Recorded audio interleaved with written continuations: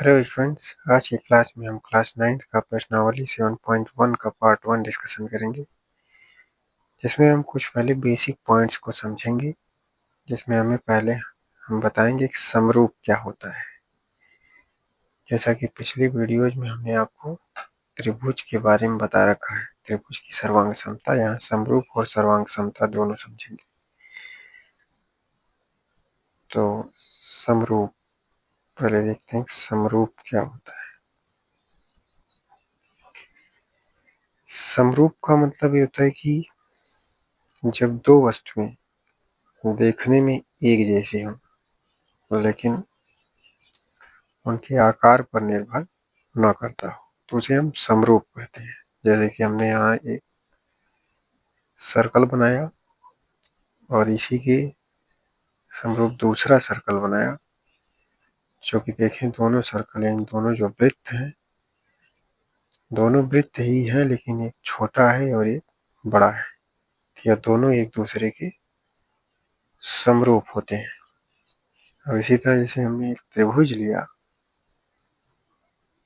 एक त्रिभुज जो है बड़ा है, दूसरा त्रिभुज छोटा होता है, तो ये भी दोनों एक दूसरे के समरूप होगा। तो इसे हम समरूप कहेंगे, यानी कि जो दो आकृतियां देखने में एक समान हो लेकिन दोनों एक दूसरे के बराबर न हो, इसे हम समरूप कहते हैं।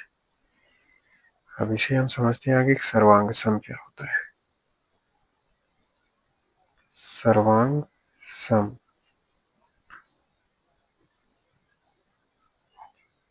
सर्वांग सम हम उसे कहते हैं कि जब दो आकृतियां देखने में एक जैसी हों लेकिन दोनों एक दूसरे के बराबर हों और एक दूसरे को ऊपर रखने पर पूर्णतः एक दूसरे को ढक ले, उसे हम सर्वांग सम कहते हैं। जैसे हमने दो वृत्त लिया,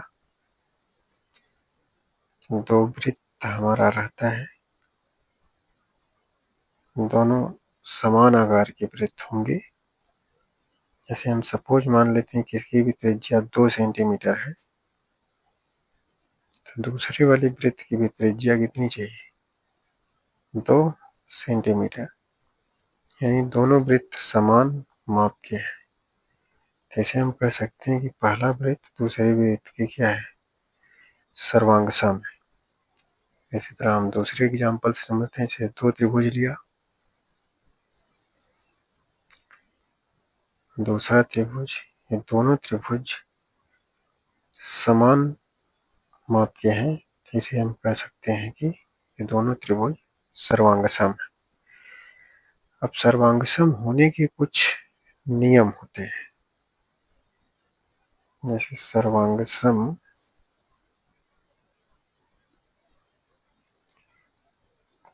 होने के नियम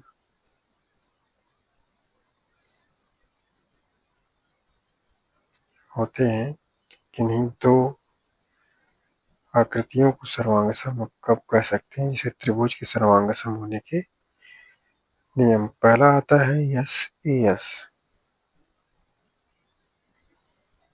जिसे हम साइड एंगल साइड कहते हैं।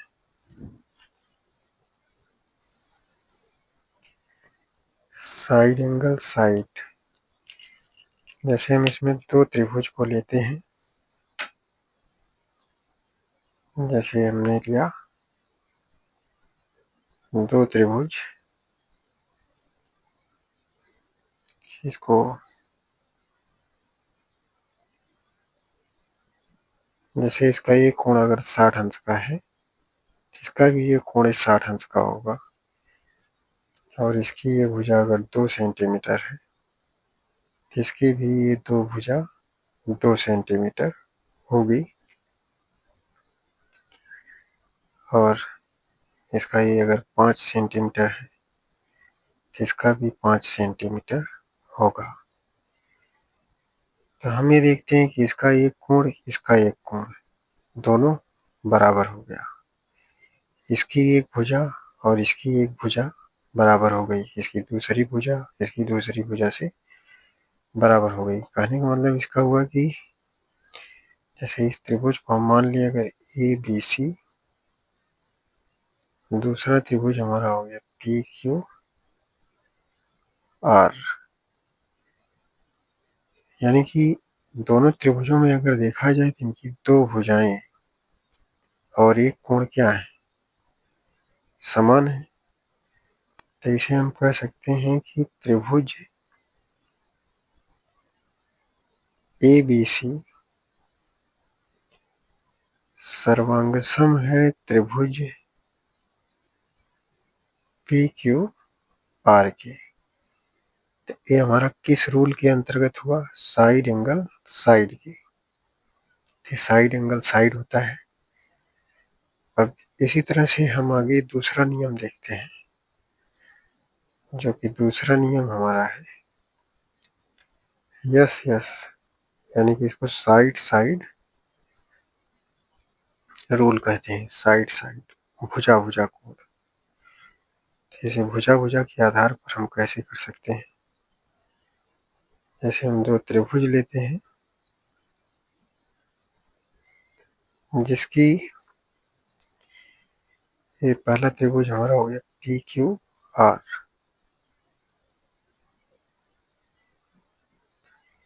एक त्रिभुज और लेते हैं जिसका नाम रख लेते हैं ए बी सी। अब अगर पहले त्रिभुज की ये भुजा अगर 3 सेंटीमीटर है तो ये भी 3 होगी, अगर ये 5 है तो ये भी 5 होगा, और अगर ये 4 है तो ये भी 4 होगा। अब हम क्या देखते हैं कि इस त्रिभुज पी क्यू आर की जो भुजा पी क्यू है ये 5 है, इसकी ये भी भुजा 5 है, इसका पी आर 3 है तो इसका ए सी 3 है, और यहाँ जो इसका क्यू आर है 4 है तो ये बी सी भी कितना है 4 है। तो इस तरह से हम कह सकते हैं कि ये भुजा भुजा पर आधारित सर्वांगसम त्रिभुज, इनकी सारी भुजाएं एक दूसरे की बराबर है। तो इस तरह से हम कह सकते हैं त्रिभुज पी क्यू आर सर्वांगसम है त्रिभुज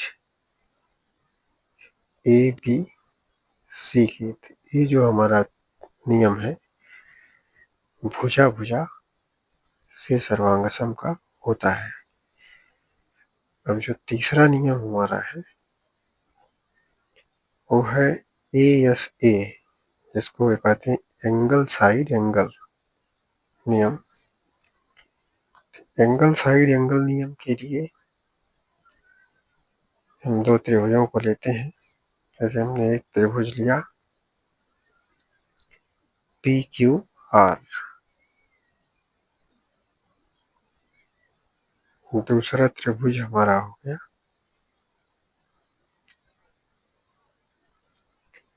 ए बी सी।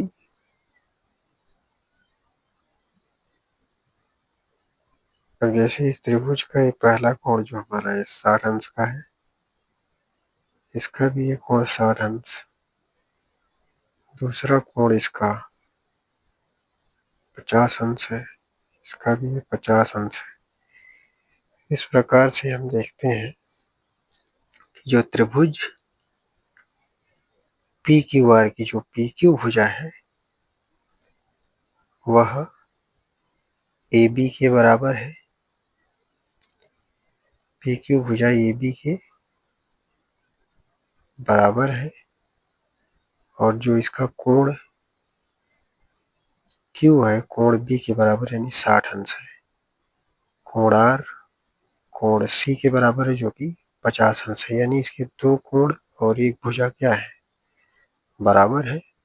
तो जब दो कोण एक भुजा बराबर हो तो इसे हम कहते हैं एंगल साइड एंगल नियम। तो ये त्रिभुज के सर्वांग समता का एंगल साइड एंगल नियम होता है।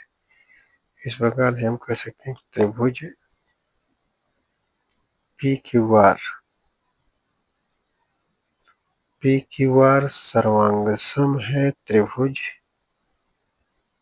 ए बी सी के। तो सर्वांग समता का तीसरा नियम हो जाता है। और चौथा और लास्ट नियम हमारा है आरएचएस नियम। RH यस नियम, जिसको राइट हैंड साइड नियम भी कहते हैं। अब RHS नियम में क्या होता है, जैसे इसमें हम किस प्रकार का त्रिभुज लेंगे, जैसे कि हमने इस प्रकार का त्रिभुज लिया, समकोण त्रिभुज,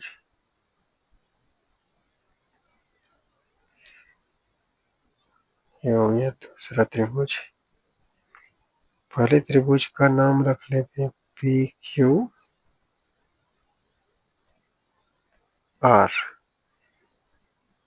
जो दूसरा त्रिभुज हमारा है वो हो गया ABC। अब जैसे हमने मान लिया कि ये जो कोण इसका है 90 अंश का है, इसका भी ये 90 अंश हो गया। तो अगर अब हम देखें तो इसका एक कोण P कोण 90 है, इसका भी ये 90 अंश ही होगा। और इसकी भुजा को अगर देखें तो इसकी जो QR भुजा वो BC भुजा के बराबर है, जो PR है वो AC के बराबर है। तो इस प्रकार से हम कह सकते हैं जो त्रिभुज PQR है, त्रिभुज PQR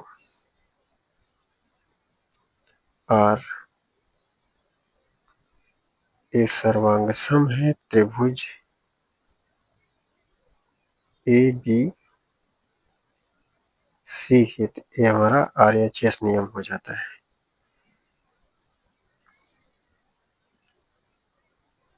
अब हम शुरू करेंगे प्रश्नावली 7.1 का क्वेश्चन नंबर 1,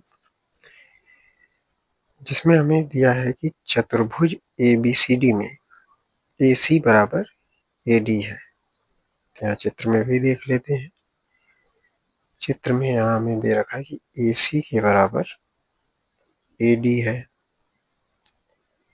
AC बराबर AD, और AB कोण A को समद्विभाजित करता है। अब यहाँ चित्र में भी दे रखा है कि जो AB रेखा है ये कोण A को समद्विभाजित करती है। इसका मतलब ये हुआ कि ये दोनों कोण आपस में क्या होंगे, बराबर होंगे। अब हमें यहाँ दर्शाना है, दर्शाइए कि त्रिभुज ABC सर्वांगसम है त्रिभुज ABD की। तो यहाँ हमें बताना है कि त्रिभुज ABC त्रिभुज ABD की सर्वांगसम होगा। दूसरी बात हमसे इसमें पूछ रखा है कि BC और BD के बारे में आप क्या कह सकते हैं। BC और BD के बारे में आप क्या कह सकते हैं। तो स्टूडेंट्स पहले हमें जो क्वेश्चन में दिया है उसे लिख लेते हैं। तो हमें क्या दिया है, तो यहाँ हमें दिया है, क्वेश्चन में ये दे दिया है कि AC बराबर AD, ये बात दे रखी है। ये भी हमको दे दिया है कि AB कोण A को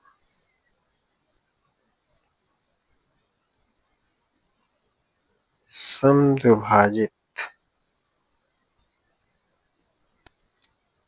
करता है। ये बात हमें क्वेश्चन में दे रखा है।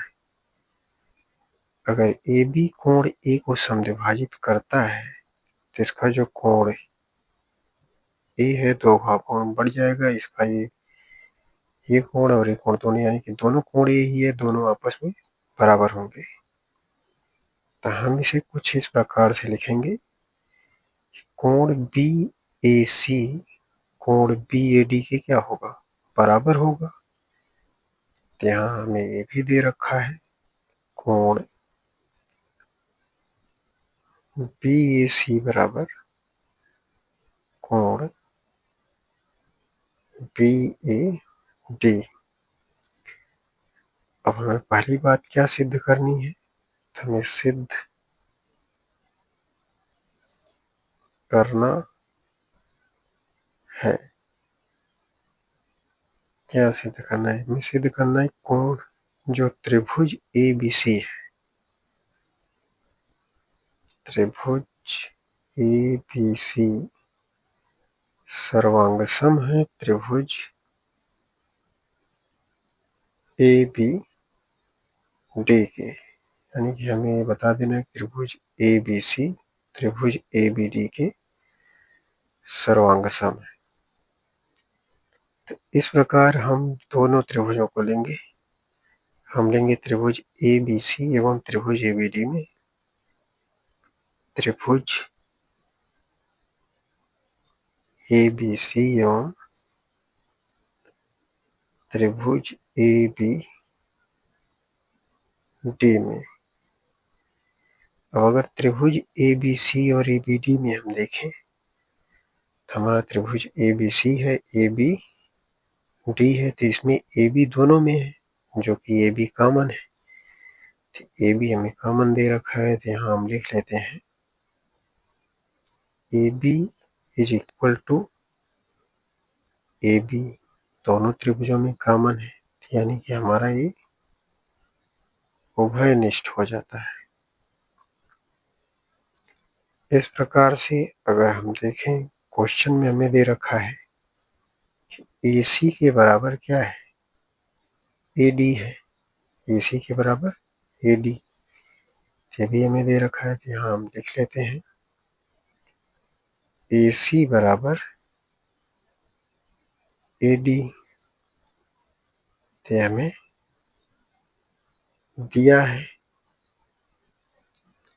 और इस प्रकार से हम देखें तो पीछे जो हमें देखा कोण BAC के बराबर कोण BAD है, यहाँ कोण BAC के बराबर कोण BAD मिल जाता है। कोण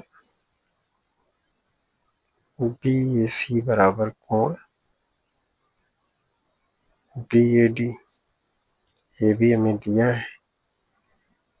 फ्रेंड्स, हमने आपको पीछे रूल बताए हैं, किसी भी त्रिभुज के सर्वांगसम होने के लिए 3 बातें होनी चाहिए। पहला, अब जैसे हमने बताया कि उसके 2 कोण और 1 भुजा बराबर हो, या फिर 2 भुजाएं कोण बराबर हो, या फिर तीनों भुजाएं आपस में बराबर हो, या एक कोण 90 अंश हो, दोनों भुजाएं आपस में बराबर हो। यहाँ पर हम देखें तो इसकी 2 भुजाएं बराबर हो रही हैं और एक कोण बराबर आ रहा है। तो यहाँ जो रूल आ रहा है साइड एंगल साइड का आ रहा है। इस प्रकार से हम कह सकते हैं कि साइड एंगल साइड यानी SAS से त्रिभुज ABC सर्वांगसम है त्रिभुज ABD के। त्रिभुज ABC सर्वांगसम है त्रिभुज ABD के। तो अब त्रिभुज त्रिभुज ABC त्रिभुज ABD के सर्वांगसम हो गया साइड एंगल साइड नियम से। अब दूसरी बात हमसे पूछा था कि BC और BD के बारे में आप क्या कह सकते हैं। तो जब त्रिभुज ABC त्रिभुज ABD के सर्वांगसम होगा तो इसका अर्थ हुआ कि इसकी सारी भुजाएं और इसकी सारी भुजाएं भी आपस में बराबर होंगी। तो इसमें हम CPCT का नियम लगा लेते हैं, जिसे हम क्या कहते हैं, corresponding parts of congruence triangle. तो यहाँ हम लिख सकते हैं कि CPCT नियम से CPCT नियम से, अब अगर CPCT नियम से चले त्रिभुज ABC और त्रिभुज ABD में जिसकी जो भुजा है BC बराबर क्या होगा BD। ये बात भी हमारी CPTT नियम से सिद्ध हो जाती है। तो इस प्रकार से हमारा जो क्वेश्चन नंबर 1 था पूरी तरह से सॉल्व हो जाता है। अब हम चलते हैं क्वेश्चन नंबर 2 पर। तो क्वेश्चन नंबर जो 2 हमारा है, क्वेश्चन नंबर 2 में कह रहा है कि ABCD एक चतुर्भुज है। ABCD एक चतुर्भुज है। चित्र भी है आपके सामने, यहाँ देख सकते हैं ABCD एक चतुर्भुज है जिसमें कह रहा है कि AD बराबर BC। अगर चित्र में हम देखें तो जो दिया है AD के बराबर BC को बता रहे AD बराबर BC और क्वेश्चन में हमसे कह रहे कोण DAB, कोण DAB बराबर कोण CBA है। तो अगर यहाँ देखें तो कोण DAB बराबर कोण CBA है। कोण DAB बराबर कोण CBA है। अब हमें कह रहा है कि सिद्ध कीजिए कि त्रिभुज ABD सर्वांगसम है त्रिभुज BAC के। त्रिभुज ABD सर्वांगसम है त्रिभुज BAC के। तो ये हमें पहली चीज बताना है। दूसरा हमें बताना है BD के बराबर AC। दूसरा हमें बताना है कि BD के बराबर क्या है AC है। तीसरी बात हमें सिद्ध करना है कोण ABD बराबर कोण BAC। कोण ABD बराबर कोण BAC सिद्ध करना है। तो हम पहली चीज लेते हैं इसमें, पहले हमें जो क्वेश्चन में दिया है उसे लिख लेते हैं। तो क्वेश्चन में हमें दे रखा है कि AD बराबर BC और कोण DAB बराबर कोण CBA है। तो पहले हम लिख लेते हैं कि दिया है, हमने किया दिया है, हमने लिखा। पहले हमें दे दिया AD बराबर BC, ये बात हमें दे रखा है। दूसरा हमें दिया है कि कोण DAB बराबर कोण CBA। ये हमें दो बातें क्वेश्चन में दिया है। अब हमें सिद्ध क्या करना है पहले, तब जो सिद्ध करना है वो लिख लेते हैं। सिद्ध करना है और हमें यहाँ पे सिद्ध करना है कि कोण त्रिभुज ABD सर्वांगसम है त्रिभुज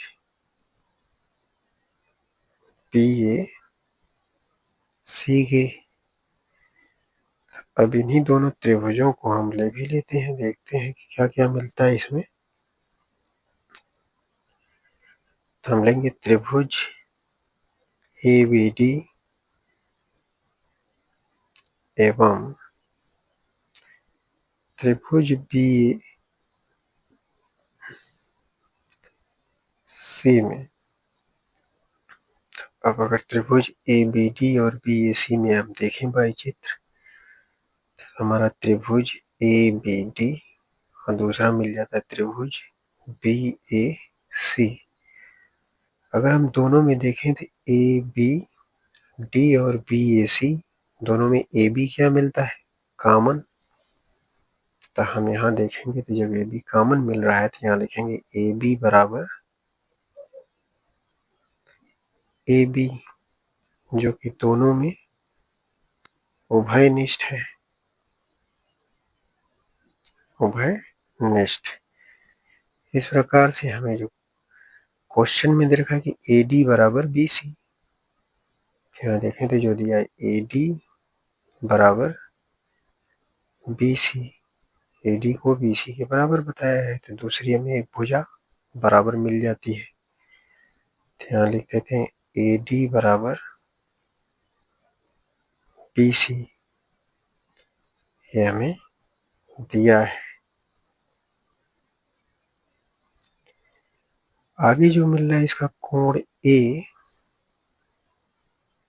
कोण बी के बराबर मिल रहा है, यानी इसका जो कोण ए है कोण बी के बराबर है, यानी कि कोण डी ए बी कोण सी बी ए के बराबर दिया हुआ है। तो हम कह सकते हैं कि कोण ए बराबर कोण बी ए बी हमें दिया है। इस प्रकार हम देख रहे हैं जिसकी दो भुजाएं और एक कोण बराबर मिल रहा है त्रिभुज में। तो इस प्रकार हम कह सकते हैं त्रिभुज ए बी डी सर्वांग सम है त्रिभुज बी ए सी के। किस नियम से, साइड एंगल साइड, इसे लिखते हैं साइड एंगल साइड नियम से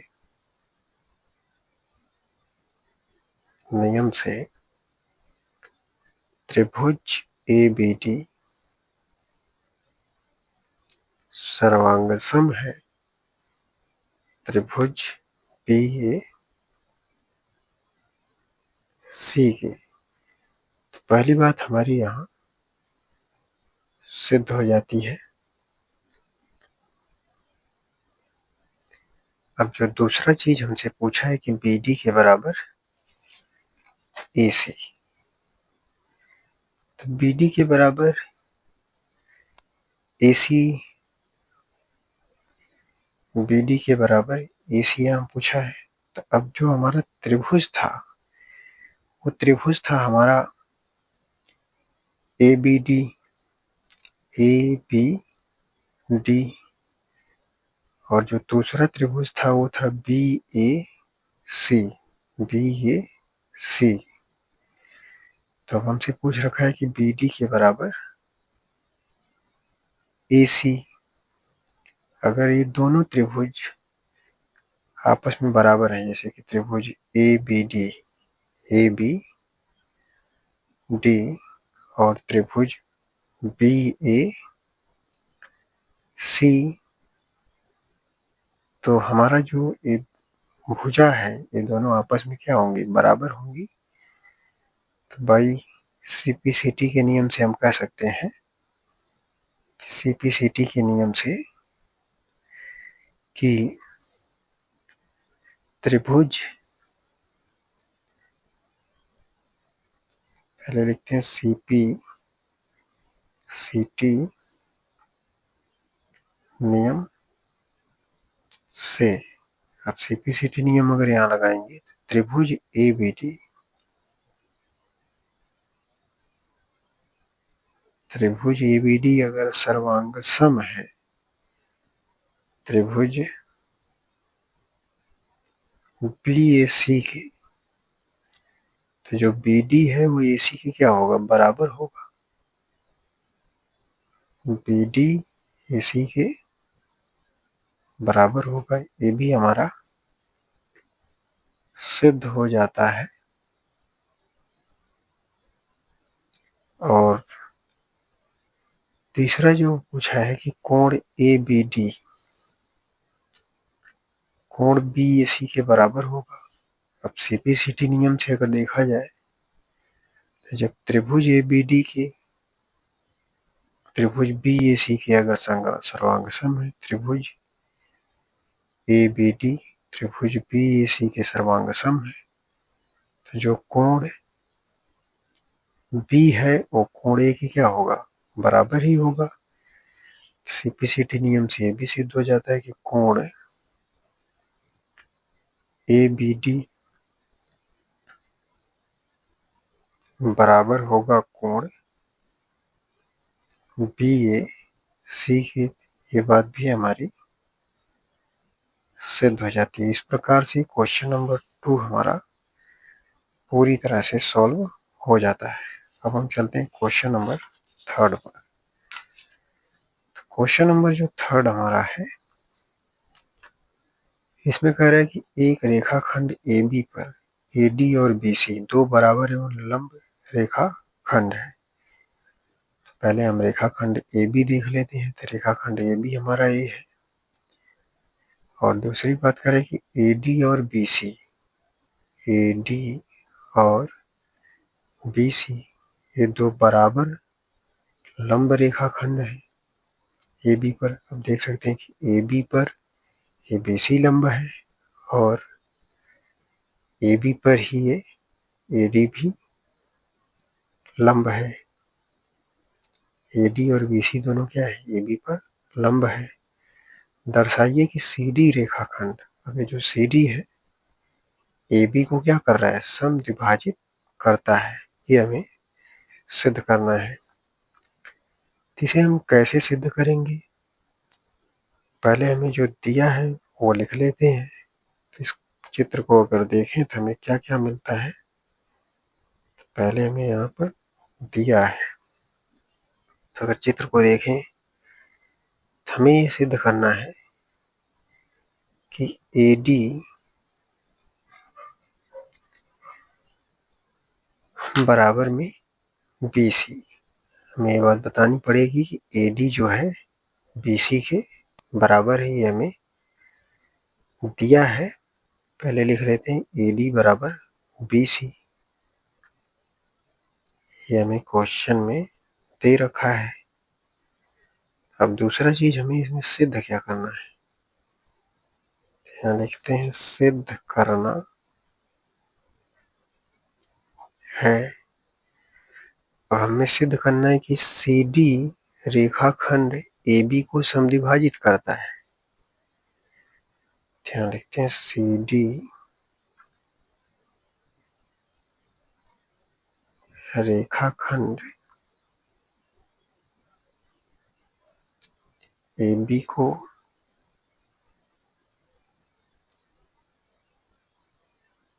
समद्विभाजित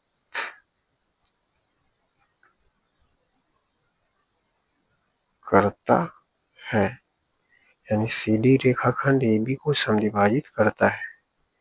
CD रेखाखंड अगर AB को समद्विभाजित करता है तो हमें सिद्ध करना है OB बराबर OA। जैसे इस बिंदु को हम मान लेते हैं O, तो OB के बराबर OA हमें सिद्ध करना है। हमें सिद्ध करना है OB बराबर OA। अब यहाँ हम दो त्रिभुज लेंगे। पहला त्रिभुज हमारा होगा OBC, और दूसरा त्रिभुज होगा OAD में। हम देखते हैं, लेते हैं इसको। यहाँ करेंगे त्रिभुज OBC एवं त्रिभुज OAD में अगर लेते हैं, देखें तो इसका दो कोण आपस में बराबर है। कोण A 90 अंश है, कोण B भी कितना है, 90 अंश है। तो कोण A जो है कोण B के क्या होगा, बराबर होगा। कोण A बराबर कोण B। अब क्यों बराबर है, क्योंकि ये दोनों 90 अंश के हैं। अगली बात, अगर हम त्रिभुज में देखें तो इन दोनों त्रिभुजों में जो BC है वे DA के बराबर है। तो हमें लिख सकते हैं कि BC बराबर DA। इसकी दो भुजाएं भी आपस में क्या हुई, बराबर हो गई। अब इसी तरह देखें तो कोण जो C है वो कोण D की क्या है, बराबर है। तो कोण C कोण D के बराबर होगा। कोण C बराबर कोण D। हम इन दोनों त्रिभुज OBC OAD में देखते हैं कि इसके दो कोण और एक भुजा आपस में बराबर होती है। तो इसमें कौन सा रूल लगता है, एंगल साइड एंगल। तथा हम कह सकते हैं कि एंगल साइड एंगल नियम से त्रिभुज OBC सर्वांगसम है त्रिभुज OAD की। अगर त्रिभुज OBC त्रिभुज OAD के सर्वांगसम होगा तो इसकी जो भुजाएं हैं वो भी क्या होंगी, एक दूसरे के बराबर होंगी। तो इस प्रकार हम कह सकते हैं CPCT नियम से कि OB जो है OA के क्या होगा, बराबर होगा। तो हम लिख सकते हैं कि अब CPCT नियम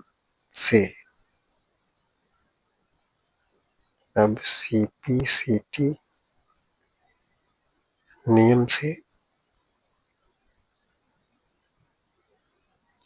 नियम से OB बराबर OA, जो कि हमें यही सिद्ध करना था। तो OB के बराबर OA सिद्ध हो जाता है और इससे सिद्ध हो जाता है कि जो CD रेखाखंड है AB को समद्विभाजित करता है। तो हमारा ये क्वेश्चन नंबर जो 3 था पूरी तरह से सॉल्व हो जाता है। वीडियो को लाइक करें, चैनल सब्सक्राइब करें। धन्यवाद।